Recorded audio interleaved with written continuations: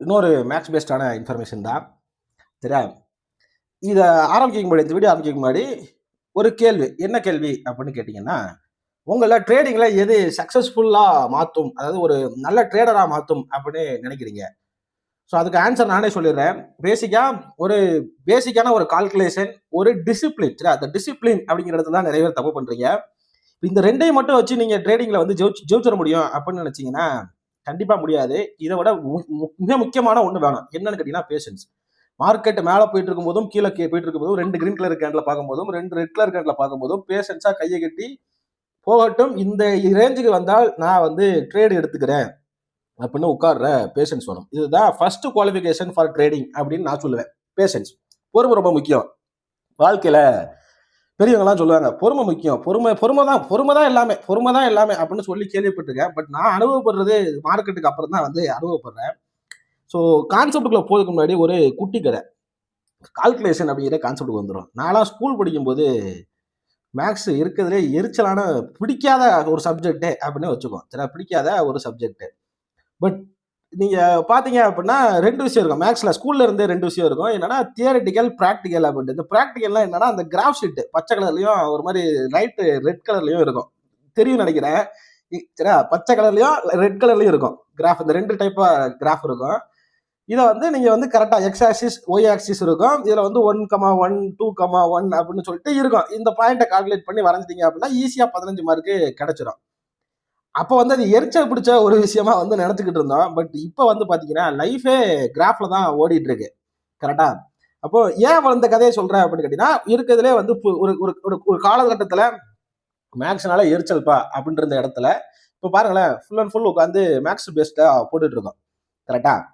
இப்போ இந்த இடத்துல உங்களுக்கு வந்து எது தேவைப்படுது அப்படிங்கிறத புரிஞ்சுங்க. ஏன் அந்த மேக்ஸ் பேஸ்டை வச்சு பார்க்கும்போது ஒரு இடத்துல நல்லா இருக்கு, என்னதான் ஸ்ட்ராட்டஜி இருந்தாலும் பட் இந்த மேக்ஸ் பேஸ்டா போடும்போது ஒரு இடத்துல ஒரு பொட்டன்ஷியலான ஒரு விஷயங்கள் வந்து கிடைக்கும் அப்படிங்கிறது வந்து இருக்கு. சரி, அந்த பொட்டன்ஷியலான விஷயத்தை பத்தி நம்ம வீடியோட எண்ட்ல சொல்லுவோம். ஏன் இந்த மேக்ஸ் தேவைப்படுது அப்படிங்கிறத இங்க கான்செப்டுக்கு வந்துடும். சரி, ஒரு ப்ரெசன்டேஷன் கான்செப்டுக்கு வந்துடும். இங்க வந்து நிறைய பேர் கால்குலேஷனை தப்பா போடுறாங்க. சரி, இந்த மேக்ஸ் வந்து உங்களை வந்து பெட்டர் ட்ரேடரா உருவாக்காது. But it will help you to stay longer in the game. மார்க்கெட்ல ஒரு சேயிங் இருக்கு. என்ன சேயிங்? நீங்க வந்து லாங் டர்மா யோசிங்க பிரதர். லாங் டர்மா யோசிச்சாதான் வந்து நீங்க வந்து வின் பண்ண முடியும் அப்படின்னு சொல்லிட்டு ஒரு சேயிங் இருக்கு, ஒரு ஒரு கான்செப்ட் இருக்கு. இங்க எல்லாரும் என்ன பேசுறாங்க தெரியுமா? லாங் டர்ம்னா ஸ்டாக்ல இன்வெஸ்ட் பண்ணிட்டு மறந்து விட்டா லாங் டர்ம் அப்படின்னு பேசுறதுக்கு ஆள்லாம் இருக்கு. சரியா? ஆப்ஷன்னாலே சூதாட்டம், லாட்ரி டிக்கெட்டு அப்படின்னு பேசுறதுக்கு ஏன் இந்த ஃபீல்ட்ல இருக்கிற இன்ஃபுளுசரே ஆப்ஷன் பையிங்னாலே லாட்ரி டிக்கெட்னு பேசிக்கிட்டு இருக்காப்ல. இவங்களெல்லாம் என்ன சொல்றது தெரியல. அப்ப லாங் டேர்ம்னாலே மறந்து விடுற கான்செப்ட் கிடையாது. இந்த பணத்தை மறந்து விட்டுட்டீங்க அப்படின்னா பணம் உங்களை மறந்துடும். சரியா? அப்ப எந்த கான்செப்டுமே தெரிஞ்சுக்கிட்டு பண்ணாலும் மட்டும்தான் அது லாங் டேர்மா பண்ணாலும், ஷார்ட் டேர்மா பண்ணாலும், இல்ல ஸ்விங்கா பண்ணாலும் ஒரு இடத்துல உங்களுக்கு பெனிஃபிட் கொடுக்கும். சரியா? நான் வந்து எங்க மார்க்கெட்டுக்கு வரதுக்கு முன்னாடி கதெல்லாம் சொல்லுவாங்க. அதாவது வந்து ஒரு பேரை வந்து வெளிநாட்டுல இருந்தாராம். அந்த வெளிநாட்டு பேரை வந்து இந்தியாவுக்கு வந்தாப்லையா. இந்தியாவுக்கு வந்தப்ப வந்து ஒரு தாத்தாவோட பழைய ரூம்ல போய் தேடினாப்ல. என்கிட்ட இந்த கதையெல்லாம் சொன்னாங்க. சரியா? தேடினாப்லையா. அப்ப வந்து எடுத்து பார்க்கும்போது அதுல வந்து ஷேர் சர்டிபிகேட் இருந்துச்சா. அந்த சர்டிபிகேட்டை கொண்டு போய் தேடும் போது இது வந்து நிறைய கம்பெனி சொல்ல பெரிய பெரிய நிறுவனங்கள்லாம் நிறைய அந்த சர்டிபிகேட் கொண்டு போய் தேடும் போது அதோட ஒர்த் வந்து பல கோடி ரூபாய் மதிப்பு இருந்துச்சா. மார்க்கெட் வந்து மறந்து விட்ட கதனால இதெல்லாம் வந்து கண்ணால பார்த்தவன் கிடையாது. அப்ப கண்ண தீர விசாரிப்பதே மெய், கண்ணால் பார்ப்பதும் போய், காதால் கேட்பதும் போய், தீர விசாரிப்பதே மெய். கரெக்டா? அப்போ அந்த கான்செப்ட் தான் இங்க வந்து ஒர்க் ஆகும் மார்க்கெட்ல. இந்த என்ன ராகுல் புரியாத கான்செப்ட் எல்லாம் பேசிட்டு இருக்க அப்படின்னு கேட்டீங்கன்னா, கான்செப்ட் இருக்கு. கான்செப்டுக்கு வர ஏன் இந்த மேக்ஸ் உங்களுக்கு தேவைப்படுது அப்படிங்கிறதுக்கு வந்துடும். ஒரு 1 லட்ச ரூபாய் நீங்க கேபிட்டல் வச்சிருக்கீங்க. சரியா? இங்க எல்லாருமே வந்து ப்ராஃபிட்ல தான் ஃபோக்கஸ் பண்றோமே தவிர பேசிக்கா இது வந்து காம்பவுண்டிங் எப்படி ஒர்க் ஆகுது, என்ன ஒர்க் ஆகுது அப்படிங்கிற கான்செப்டுக்கு வர்றதே இல்லை. சரியா? எல்லாருமே we are focusing only on profits. சரியா? எல்லாருக்கும் ப்ராஃபிட் வந்துடும். ட்ரேட் போட்ட உடனே ப்ராஃபிட் வந்துடும். லாஸே காமிச்சிடக்கூடாது. காம்பவுண்டிங்னா என்ன அப்படிங்கிறது கிடையாது. இங்க எல்லாரும் என்ன திங்க் பண்றீங்க?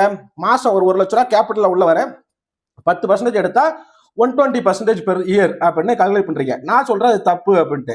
ஏன்னு கேட்டீங்கன்னா, நீங்க 1 லட்ச ரூபாய் கேபிட்டல் வச்சு 120% போட்டீங்கன்னா 1,20,000. அப்போ உங்களுக்கு 2,20,000 தான் இருக்கும். கரெக்டா? பட் அது ஆக்சுவலா கரெக்டான கான்செப்ட் கிடையாது. இயர்லி வைஸா கால்குலேட் பண்ணும்போது என்ன நடக்கும் அப்படிங்கிற சொல்றேன். 1 லட்ச ரூபா நீங்க காம்பவுண்டிங் போட்டீங்க அப்படின்னா உங்களுக்கு வந்து 3,13,842 ரூபா உங்க கையில இருக்கும். காம்பவுண்டிங்கா போட்டீங்க அப்படின்னா. சரியா? அப்போ இந்த இடத்துல இங்கேயே உங்களுடைய பேசிக் மேக்ஸ் வந்து தப்பா இருக்கு. கரெக்டா? அது மேக்ஸ் தப்பா இல்ல, நம்ம தப்பா கால்குலேட் பண்றோம். என்னன்னு பிரேக் டவுன் பண்ணிடுவோம். சரியா? இப்போ ப்ராஃபிட்டை மட்டுமே பார்த்த நம்ம லாஸ் அப்படிங்கிறத வந்து கணக்கிலே வச்சுக்க மாட்டோம். இதனாலதான் வந்து லாஸ் ஆகிறதுலாம் பெருசா தெரியல. 5,000 ரூபாய் போடுறோம் லாஸ் ஆயிருது பெருசா தெரியல, திருப்பி 10,000 ரூபாய் போடுறோம் லாஸ் ஆயிருது பெருசா தெரியல. இப்படி ஒரு விஷயங்கள் இருக்கு. கரெக்டா? அப்போ லாஸையுமே நீங்க வந்து ஒரு இம்பார்ட்டன்ட் கான்செப்டா குறிக்கணும். இதுலதான் உங்களுக்கு தெளிவுபடுத்த முடியும். ஏன்னு கேட்டீங்கன்னா, 1,00,000 ரூபாய் வைக்கிறீங்க, இந்த மாசம் வந்து ஒரு 15% உங்க ட்ரேடிங் கேபிட்டல் லாஸ் ஆயிருச்சுன்னு வச்சுக்கோ. ஒரு எக்ஸாம்பிளுக்கு 15% லாஸ் ஆயிருச்சு. 85,000 ரூபாங்கிறது உங்களுடைய பிரின்சிபல் அமௌண்டா இருக்கும். அதாவது கேபிட்டல் வந்து 85,000 ரூபாய் இருக்கும். நீங்க திருப்பி அதை 15% நீங்க கெயின் பண்ணாலும், அதாவது எவ்வளோ 85,000 ரூபாய் நீங்க 15% கெயின் பண்ணாலும் 97,750 ரூபாய் தான் உங்க கையில இருக்கும். பட் நீங்க எடுத்த ரிட்டர்ன்ஸ் அதே ரிட்டர்ன்ஸ் தான், 15% தான். கரெக்டா? நீங்க கால்குலேட் பண்ணது அதே 15% தான். பட் ஸ்டில் உங்களுடைய கேபிட்டல் பிரின்சிபல் அமௌண்ட்ல இருந்து இப்ப இருக்கிற கேபிட்டல் நெகட்டிவா தான் இருக்கும். சரியா? அப்போ இந்த லாஸை வந்து நீங்க இக்னோர் பண்றது வந்து இருக்கிறதுலே மார்க்கெட்ல பெரிய தப்பு. சரியா? பெரிய தப்பு. எல்லா ட்ரேடருக்குமே இந்த உலகத்துல எவ்வளவு பெரிய ட்ரேடர் இல்லையா, ஜெசி லிவர்மோரை எடுத்துக்கிட்டாலுமே ப்ராஃபிட் அண்ட் லாஸ் அப்படிங்கிறது இருக்கும். அவருடைய கதையை எடுத்து தேடி பாருங்க, எப்படி அவர் வந்து என்ன நடந்துச்சு, அவரோட வரலாறு என்ன நடந்துச்சுன்னு தேடி பாருங்க. அவரை பத்தி பேசிட்டே இருக்கலாம், பட் கான்செப்ட்ல வந்துடும். சரியா? இங்க பாருங்க, 15% லாஸ் வந்து உங்களுடைய பிரின்சிபலை கவர் பண்ணி கொடுக்காது. 18% வேணும். எப்போ? அப்போ உங்களுக்கு எக்ஸ்ட்ரா 3% தேவைப்படுது. இப்போ இந்த 3% நீங்க என்ன சொல்லுவீங்க? ஸ்லிப்பேஜ்னு சொல்லுவீங்களா? வார்த்தையில நோட் பண்ணிக்கங்க. ஸ்லிப்பேஜ்னு சொல்லுவீங்களா? கிடையாது. நம்ம தப்பா கால்குலேட் பண்ணிட்டு இருக்கோம் அப்படிங்கிறத சொல்லுவோம். அப்போ பேசிக்கா இங்க வந்து நீங்க வந்து 3 to 5% கன்சிஸ்டண்டா ஃபாலோ பண்றீங்க. அதாவது நீங்க பெரிய எக்ஸ்பெக்ட் 10% 15% அப்படிங்கிற ஃபாலோ பண்றீங்க அப்படின்னா இந்த இடத்துல இவ்வளவு பெரிய நெகட்டிவ் இம்பாக்ட்லாம் இருக்கு. பட் இதே நீங்க 3 to 5% கன்சிஸ்டண்டா மாசம் 3%, இப்போ 1,00,000 அப்படிங்கிறது 1,30,000 மாறும். நான் ஒரே நாள்ல பண்ணிடுவேன் ராகுல் அப்படின்னா கன்சிஸ்டண்டா பண்ண முடியுமா? 30 நாள் பண்ண முடியுமா? 30 நாள் 3% எடுக்க முடியுமா அப்படின்னு கேட்டா வாய்ப்புகள் இல்லை, வாய்ப்புகள் கம்மி. அப்போ மந்த்லி ஒரு டார்கெட்னா அந்த மந்த்லி ஒரு டார்கெட்டை சின்னதா வச்சுங்க. அதை விட எக்ஸ்ட்ரா அதிகமா பஞ்சு அப்படின்னா அதெல்லாம் காம்பவுண்டிங் என்ன இருக்கோ அதை எடுத்து பண்ணிக்கங்க அப்படிங்கிறதா இங்க மேஜர் கான்செப்ட். சரியா? Major concept. ஸோ 5% அப்படின்னா இந்த 5% காம்பவுண்ட் பண்ணிட்டு இருந்தீங்கன்னா எப்படி? இப்போ நான் ஆல்ரெடி நம்ம ப்ரீவியஸ் வீடியோல ரிஸ்க் மேனேஜ்மெண்ட்ல காம்பவுண்டிங் எப்படி ஒர்க் ஆகும், எவ்வளவு மாதிரி இருக்கும், 100 days ட்ரேடிங் சேலஞ்சில் போட்டிருப்போம். இப்படி பண்ணீங்கன்னா இந்த மாதிரி இருக்கும் அப்படின்ட்டு எடுத்து பார்த்துக்கங்க. இப்போ 1,00,000 1,79,000 இருக்கும். இதுல வந்து நீங்க எவ்வளவு ரிட்டர்ன்ஸ் சொல்லுவீங்க? 1 இயருக்கு 79%. மாசம் 5% என்ன போட்டீங்க? 12 மாசத்துக்கு 60% ஆச்சு. இப்போ எப்படி 79% மாறிடுச்சு? இதுதான் காம்பவுண்டிங். இதுதான் காம்பவுண்டிங். அப்போ இந்த காம்பவுண்டிங் பேஸ்ல தான் நீங்க உங்களுடைய ஸ்ட்ராட்டஜியை தேடணுமே தவிர நீங்க வந்து பிக்சட் ரிட்டர்ன்ஸ் பேஸ்ல தேடக்கூடாது அப்படிங்கிறத தெளிவா சொல்லிக்கிறேன். இப்போ பேசிக்கா இதோட கடைசி எண்ட் ஆஃப் த டேல என்ன லெசன்? சரியா? ஸ்ட்ராட்டஜி வந்து எங்க ட்ரேட் எடுக்கணும்னு சொல்லும். மேக்ஸ் வந்து உங்களை இருக்கு, அதாவது மார்க்கெட்ல ஸ்டே பண்ண வைக்கும். இப்போ நம்ம என்ன பண்றோம்? மேக்ஸ் பேஸ்ல ஸ்ட்ராட்டஜியும் இருக்கு. சரியா? ஸ்ட்ராட்டஜியும் இருக்கு, இதே மாதிரி மணி மேனேஜ்மெண்ட்டும் இருக்கு, ரிஸ்க் மேனேஜ்மெண்ட் இருக்கு. எல்லாமே கால்குலேஷன் பேஸ் தான். எல்லாமே எந்த இண்டிகேட்டர் கிடையாது, எதுவுமே கிடையாது, கால்குலேஷன் பேஸ் தான். சரியா? கடைசி ஒரு வார்த்தை, மேக்ஸ் வந்து பெட்டர் ட்ரேடரை உருவாக்காதா அப்படிங்கிற கேள்வி ரெண்டாவது கேள்வி. பட் உங்களை லாங் அண்ட் ஆஃப்ல இந்த கேம்ல சர்வை பண்ண வைக்கும், especially for protecting your capital. கரெக்டா? Protecting your capital. And I am not a semi registered person. I am not giving you any fixed returns guarantee and this is not a strategy, this is only for educational purpose அப்படின்னு நான் சொல்லிக்கிறேன். சரியா? இப்போ கான்செப்டுக்கு வந்துடும். இங்க நிறைய பேருக்கு சரியா, ஸ்டார்டிங்ல ஒரு கதை சொல்லியிருந்தா கரெக்டா, இங்க நிறைய பேருக்கு இந்த potential area of buy and potential area of sell அப்படிங்கிறதே தெரிய மாட்டேது. ஏன் தெரிய மாட்டேது? நம்ம தான் 2 கிரீன் கலர் கேண்டில் பார்த்தா பையும், நம்ம தான் 2 ரெட் கலர் கேண்டில் பார்த்தா செல்லுலாம் போட்டு உட்காந்துருக்கோம். அப்படி போடும்போது நமக்கு என்ன நடக்கும்? இந்த செல் 2 ரெட் கலர் கேண்டில் பார்த்தோன்னா செல் எடுப்போம், மார்க்கெட்டு பை ஆயிரும், லாஸ்ட்ல உட்காந்துருப்பேன். அடுத்து ஒரு பெரிய லாங் கேண்டில் பார்த்தோன்னா அங்கே போய் பை எடுக்கிறது, ஆட்டோமேட்டிக்கா செல் ஆயிரும். என்னடா மார்க்கெட்டு அப்படின்னு சொல்லிட்டு உட்காந்துருப்பேன். பை செல்லு மாற்றி மார்க்கெட் கொடுக்கும். இதில் வந்து ஒரு 30% கேபிட்டலை வாஷ் அவுட் பண்ணியிருப்பேன். கரெக்டாக 30% கேபிட்டலாக வாஷ் அவுட் பண்ணியிருப்பேன்.